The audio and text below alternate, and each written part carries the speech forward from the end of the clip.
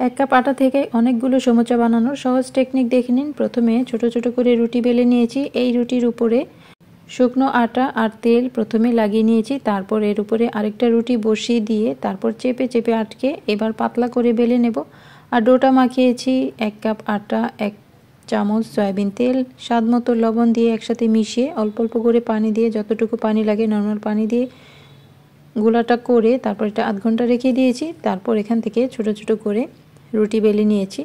তো 2টা রুটি একসাথে বেলে এবার তাওয়ায় দিয়ে দিয়েছি। কালারটা চেঞ্জ হলে উল্টে দেব, যেন ওভারকুক না হয়ে যায় খেয়াল রাখতে হবে, তাহলে রুটি শক্ত হয়ে যাবে। এরকম কালারটা যখন চেঞ্জ হবে তখনই এটা তুলে নেব, 30 সেকেন্ড সময় লাগে। তারপর তুলে নিলে 2টা রুটি খুব সহজে আলাদা করা যাবে। এটাই হলো সমোচার শীট। এভাবে শীট বানিয়ে এটা 15 দিন পর্যন্ত নর্মাল ফ্রিজে সংরক্ষণ করে রাখতে পারেন। সমোচা কিংবা স্প্রিং রোল খুব সহজেই এই শীটগুলো দিয়ে বানানো যায়। তো এখানে আটা আর পানি একসাথে গুলিয়ে নিলাম সমোচাগুলো আঠা লাগানোর জন্য। তো সবগুলো শীট বানানোর শেষে যে রুটিগুলো অসমান হয়েছে সেগুলো আমি সাইড দিয়ে কেটে নেব সমান করার জন্য। আর কেটে নেওয়া অংশগুলো আমি তেলে ভেজে সমোচার ভিতরে যে দেব সেটার মধ্যে দিয়ে দেব। সমোচার ভেতরের পুরের ভেতরে কিন্তু সমোচার শীটগুলো কয়েকটা ভেজে তারপর ভিতরে দিতে হয়। তো আমি অসমান রুটিগুলো কেটে ভেজে এখানে দিয়ে দিলাম। চিকেনগুলো আমি রান্না করে নিয়েছি স্বাদ মতো মশলা দিয়ে, ছোট ছোট করে কেটে এগুলো আমি আগে রান্না করে নিয়েছি। এর সাথে দিয়ে দিলাম কাঁচামরিচ কুচি, পেঁয়াজ কুচি, চাট মশলা, গরম মশলা একসাথে দিয়ে আর দেব সামান্য লবণ।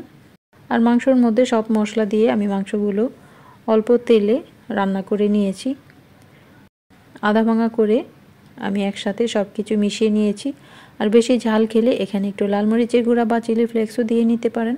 সমোচার ভেতরের পুর রেডি। এবার আমি সমোচাগুলো বানিয়ে নেব। তো একটা রুটি নিয়ে এটাকে 4 ভাগ করে নিতে হবে। এভাবে বানানো খুবই সহজ আর ছোট ছোট সমোচা দেখতেও ভালো লাগে, খেতেও কিন্তু ভালো লাগে। তো প্রথমে কোণ তৈরি করে নেব। এক সাইডে প্রথমে এভাবে আঠা লাগিয়ে রেডি করে নিলাম, তারপর ভেতরে পরিমাণ মতো পুর দিয়ে নেব। এবার এই যে কোণাটা বের হয়ে আছে এই কোণাতে আঠা লাগিয়ে চেপে আটকে দিলে হয়ে গেল সমোচা। খুবই সহজ এভাবে সমোচা বানানো। আর অনেকগুলো সমোচা হয় 1 কাপ আটা থেকে।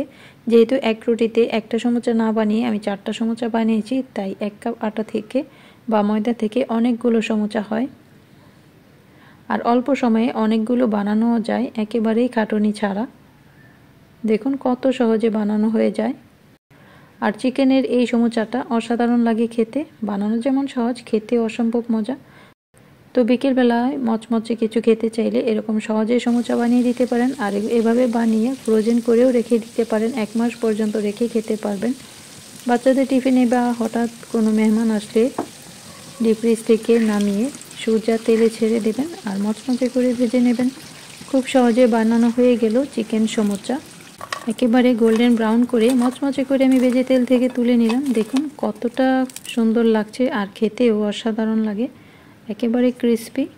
সমোচা মানেই মচমচে, আর ভেতরে যদি চিকেনের পুর দেওয়া থাকে তাহলে তো আর কোনো কথাই নেই, একেবারে 16 আনায় পরিপূর্ণ।